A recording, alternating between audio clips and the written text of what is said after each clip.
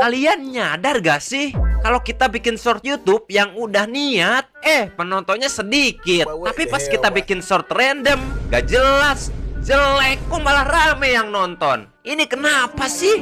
Apakah kita harus demo ke YouTube? Tapi jangan sih, jauh kantornya YouTube-nya.